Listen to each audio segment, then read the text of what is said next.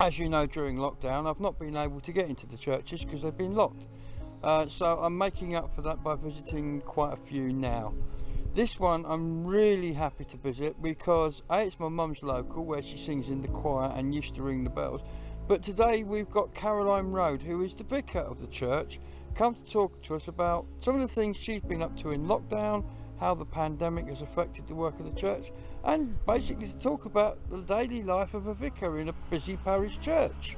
So we've got that to look forward to, plus we'll have a little walk round, and also over there I've got the drone, and we'll put the drone up and have a little look at the church from there because it is a very, very pretty church.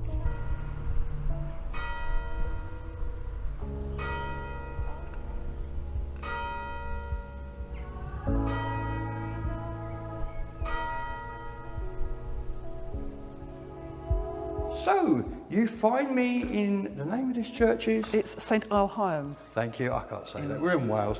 We're in Wales, in a Welsh church with the vicar, Caroline Road. Hello, Caroline. Hello.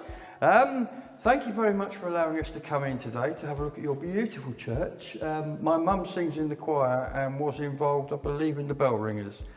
So I thought I'd come down and have a little look at the church and largely talk to you about your ministry here, because I've not actually spoken to any vicars yet. As I started this YouTube channel during the lockdown, really, most of the churches have been locked, so the chance to get into a church to film it has been rare, and the chance to actually grab one of these vicar types is even more rare, so I took this one with both hands. So Caroline, welcome to the channel. Thank you for talking to us today. Thank you. I just wondered, what's it like, because you minister to 6 churches, don't you? How do you juggle that? It always feels like I juggle it badly. You're forever sort of dashing off from one church to another, especially on Sundays. It is actually very challenging to do a service at one church at 8:30, another at 10 o'clock, and then another one 11 o'clock. It's difficult to find time to stop and have time with people after the service, when it's the most natural time to catch people. So how have your parishioners, your flock, how have they survived lockdown? Here in Guilsfield, numbers-wise, we've stood up fairly well. We're getting about 27 to 29 people coming socially distanced most Sundays now. Some of the other churches are significantly lower numbers attending than used to. So one of the things we're sort of worried about is, well, how many people are going to come back of the ones that used to come regularly. And one of the things we've been busy doing over the lockdown has been organising services online, services either through YouTube channel or through Zoom. And some of us clergy are slightly worried about how many people have discovered that they can do church at home they can have a lie-in, do church at home on the sofa, which is warm and comfy, and how many of them are going to come back to our cold, drafty buildings? Exactly. Well, in the meantime, you can set up an altar in your living room and be nice and warm. Well, that's it. It works both ways. It does. So taking that a step further, take us through an average day. What was an average day for you be as a vicar? Days vary enormously, and that's one of the joys of the work. It can be, on best days, start with taking open the book assemblies in school. Then we get together as a team after that and go for coffee at the garden centre. Then there'll be meetings, might be going to visit somebody to prepare a funeral.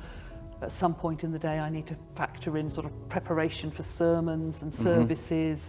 The other thing that we are responsible for as clergy is the stuff we're not trained for is the management of these beautiful historic buildings. So there's things like booking people to come and do stuff that needs to, booking someone to clear the gutters, all the sort of maintenance of a historic building.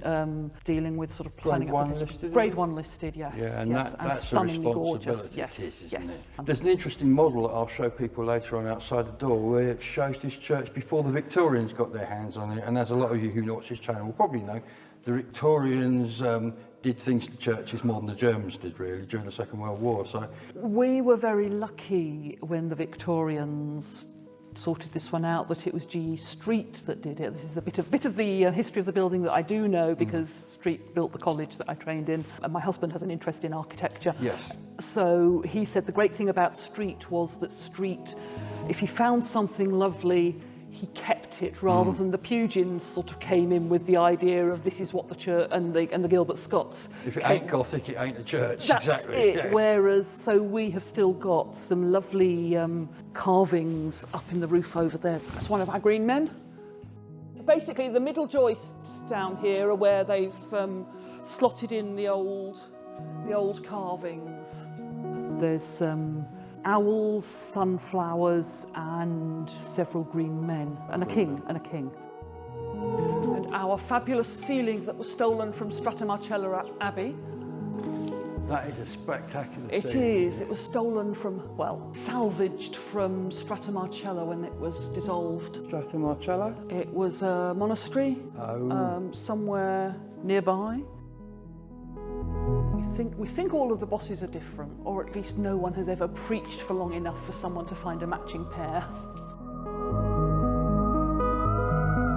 4 gospel writers and Jesus in the middle of the pulpit. Oh, that's what it is. So you've got Matthew, Mark, Luke and John. Matthew, Mark, Luke and John, yes, I can identify. And the boss in the middle. That's it, yeah. There's a bloke looks like him in Glastonbury. Mind you, several blokes look like him in Glastonbury. And I love our little dragon. Oh, I've never noticed him. Oh, he's rather cute, isn't he? Oh, look at that. Well, I'd like to thank you so very much for taking the time for talking to us. This is a lovely church here in Guilsfield. If you're in the area and you fancy singing some hymns, this is the lady to come and sing. Well, thank you again, Caroline. It's been a pleasure singing. And my mum wondered, is there a service on Sunday? There is. In here? There is here, There's yes. a service We're hoping to on have Sunday. services every Sunday now on. Excellent. Well, thank you very much. Thank It's you. been a pleasure talking to you again. I'd love to see you after 18 months. It's been a Since long we last time, met. I yes. think it has been that long. Yes. Anyway, let's go and have a look at the church, which is that way.